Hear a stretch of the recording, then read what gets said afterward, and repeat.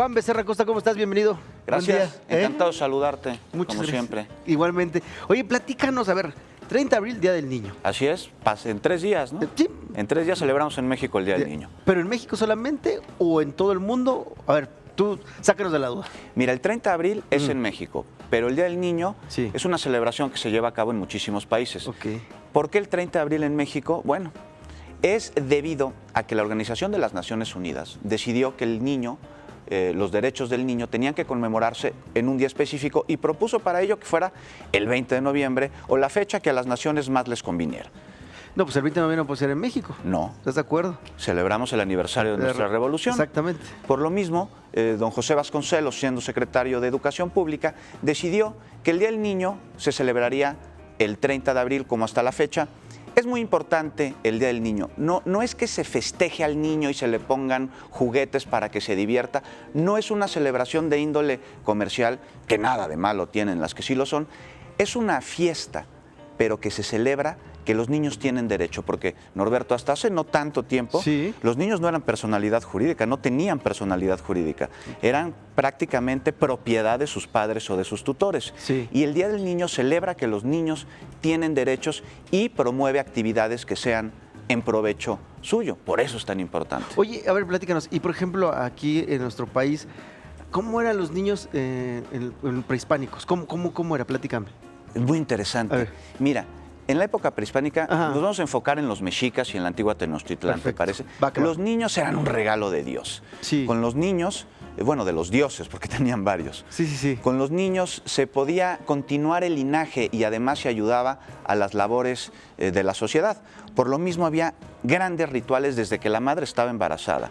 Mira. Rituales que la protegían, rituales que protegían al bebé que llevaba en el vientre, y el nacimiento era todo un acontecimiento. En el México prehispánico, en la antigua Tenochtitlán, había muchas personas dándole la bienvenida al niño. Había otros niños comiendo maíz y comiendo este maíz envuelto de frijoles. Había una partera. Había una partera que les decía unas palabras hermosas a los niños cuando venían, porque eran personajes importantísimos. Sí. Se creaban en el noveno cielo, en el más alto de todos, ahí junto a los dioses de la creación, junto a Ometeotl. Y ahí, cuando nació el niño, la partera le decía, si era hombre, pues que se tenía que preparar, tenía que estar listo para ofrecerle de beber al sol la sangre de los enemigos y estar preparado para morir en el campo de batalla. Justo cuando nacía, a su lado colocaban los instrumentos y las herramientas de su padre y los amarraban a un escudo y los amarraban a 4 flechas, usando para ello el cordón umbilical, que luego lo enterraban, Norberto, Ajá. abajo de un árbol para afianzar las raíces del niño. O sea, sí, ya el niño iba a ser guerrero.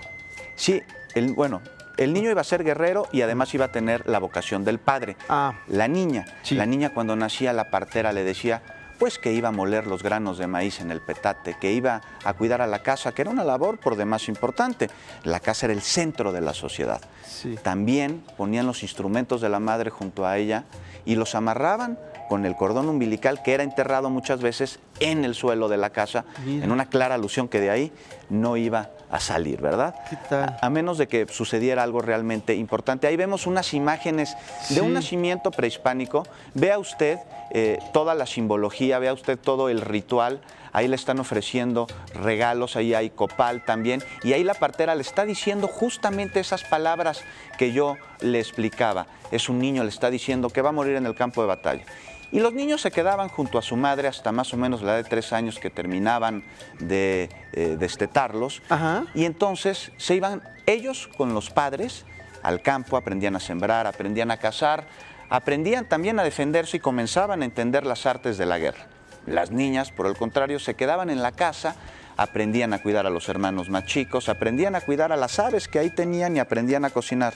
Y algunas de ellas podían salirse de la casa, pero muy pocas. Y es que en el México prehispánico mucho dependía de la condición social en la que se hubiese nacido. Oye, ¿y cómo los castigaban a los niños en esa época? No, era terrible. Qué bueno que nacimos tú y yo en el siglo XX, los niños de ahora en el XXI, porque mira, al niño que se empezaba a portar mal, primero lo amenazaban con que le iban a poner una tunda.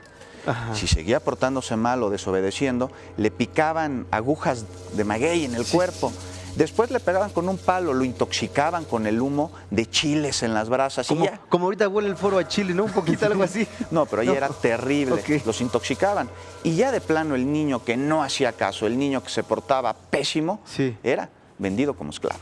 No, pues qué bueno que no vimos esa época porque a mí me habían vendido. Pero todo dependía del contexto social. A mí también me habrían ¿Te habían vendido también a ti? Ah, Sí, bueno. hubiésemos compartido ese.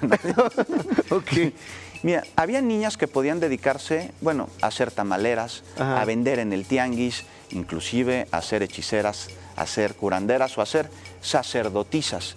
Los niños, llegaba un momento en el que se dividían sus obligaciones y se iban cuando dejaban de ser niños o al Tepolxcali, que era la escuela de los Masehualis, que es decir, de la gente común, de las personas comunes, o al Calmecac, de los nobles, donde aprendían a ser sacerdotes, guerreros de élite o gobernantes. Mira, Sí. entonces todo dependía de dónde nacían, ¿no? Así es. Y ahí se iba. Sí. Oye, pero también estábamos platicando hace un rato Sí. de que las edades, digo, Ajá. ahorita el tiempo estimado de edad pues es bastante amplio, pero en aquella época era muy corto el tiempo, ¿no? Mira, va de acuerdo al calendario que es de 52 años. Cada 52 años se celebraba el fuego nuevo y comenzaba un nuevo ciclo de vida. Sí. Este calendario dividido por bloques de 13, 4. Entonces, del niño a los 13 años era niño, de los 13 a los 26, joven, de los 26 a los 39, adulto, y de los 39 a los 52, que se cumplía el ciclo de vida del calendario, era viejo, porque hay que recordar, Norberto, que la Sí. esperanza de vida en Tenochtitlán era por ahí de 26 años. Claro. O sea, a los 35 ya eras viejo. Ya eres un viejo.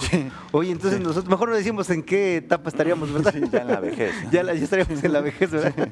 Así es. Oye, qué interesante todo esto Sí. sobre los Y- niños y... Y la tenían muy dura porque Sí. se sacrificaban. Ajá. En ceremonias que estaban dedicadas a rendir tributo a los dioses relacionados con el agua, los niños eran sacrificados sin ningún tipo de remordimiento por parte ni de la sociedad, incluso de sus padres, que lo consideraban un honor. Sí, por eso hay que celebrar el Día del Niño, los derechos del niño, que finalmente son considerados como personas que tienen una personalidad jurídica. Así ¿no? es. Era Oye, atroz vivir en aquel entonces. No, me imagino. Oye, Sí. Juan Becerra, pues te queremos agradecer, sabes que el tiempo se pasa rápido.